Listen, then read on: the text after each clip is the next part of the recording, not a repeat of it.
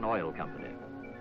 Our activities extend half across the world in a long chain of operations, searching for new sources of oil and drilling and producing.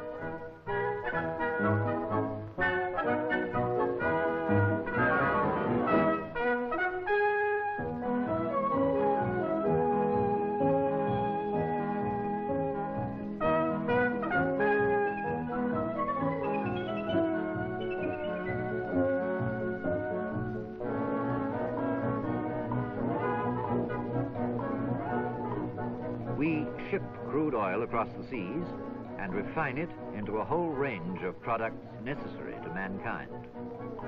The chain of operations is only complete when at last the products are turned into cash. The last link in the chain is the salesman, a man on whom all the rest of us depend. A creature so gifted by nature with special aptitudes that he can sell anyone, anything, anywhere.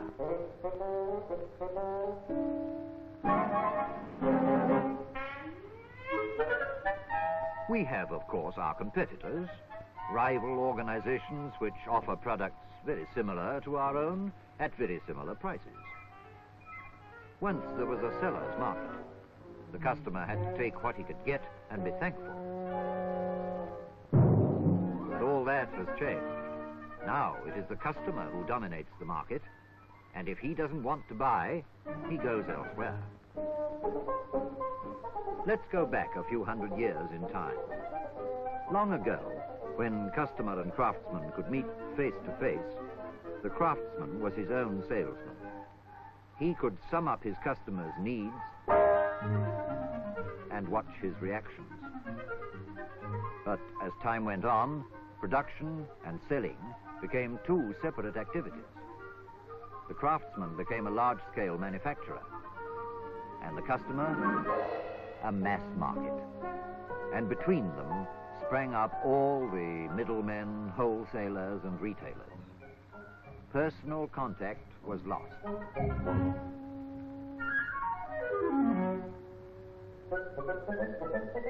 If the producer wished to know what his customer really wanted, he had to rely on reports at second hand, which could be confusing. But there was one thing he could be quite sure about. This rising demand for new and better products called for a thorough overhaul of production methods. And that called for scientific research in the field of production techniques. Meanwhile, in the commercial field, things went on much as before. But today, sales promotion provides the same kind of research which has long been available to the manufacturer. Sales promotion is the systematic and permanent search for all means calculated to improve sales by investigation, equipment, support, and training. Market research investigates the whole field of potential sales. It's very like a laboratory in which we discover how our sales are developing, who our customers are, why they buy our products or rival products, where they buy, at a filling station, at a garage, or at a service station. And it tells us when they buy, by night, by day, and how often.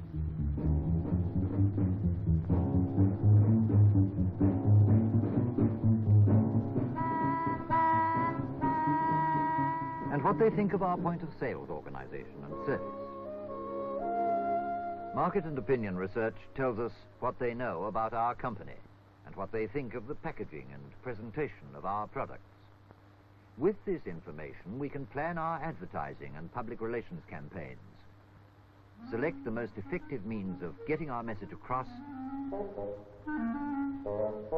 and make sure that our message is understood and accepted. Public relations inspires confidence in our company as a friendly, go-ahead concern. Advertising pulls the customer towards the product. It remains for the salesman to push the product towards the customer. It is the salesman who must fight our commercial battles up in the front line. So the front line must not be undermanned. Customers are of many types. We must select our salesman to match the type of customer he has to visit. And make sure that he speaks the same language. But first, he must be trained. He must know the company's methods and the various types of customer and their buying habits. He must be kept up to date with modern selling techniques. And he must have knowledge of the products and complete confidence in them. Then he must be equipped with customer records, sales arguments, market surveys, handbooks and publications, price lists and catalogs. And supported with everything new in sales ideas, exhibitions, and demonstrations. For special problems, he is supported by super salesmen and consulting engineers. And we keep him in touch with the rest of us by films, bulletins, and magazines. And we encourage him to excel in friendly contests with other salesmen. He must be made to feel proud of his part in the company's affairs and sent out knowing how to sell, with the means and opportunity to sell, and with the desire and determination to sell. He must be kept on the road instead of spending too much time on reports and paperwork. Sometimes a salesman sells direct to the consumer. Bunker fuels, for instance. Aviation fuels. Or industrial lubricants. Often he specializes in selling to dealers, large, medium, and small. But a sale to a dealer is not really a sale until the dealer has sold it all to his customers, the actual consumers. We must help the dealer to increase his turnover. Perhaps he dreams of becoming a go-ahead businessman.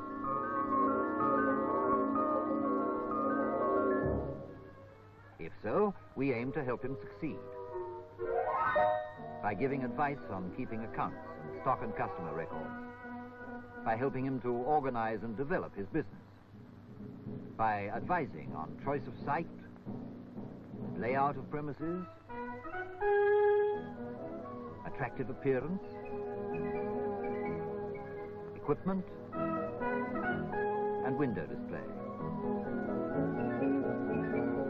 We train his forecourt men to sell our products and give cheerful service. Above all, we develop friendly relations with our customer, all of us who come in contact with him.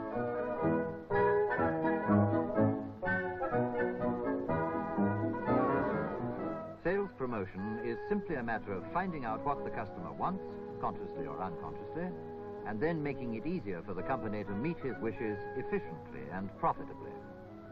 Sales promotion can provide us with our most valuable asset, the customer with entire confidence in BP products and the British Petroleum Company.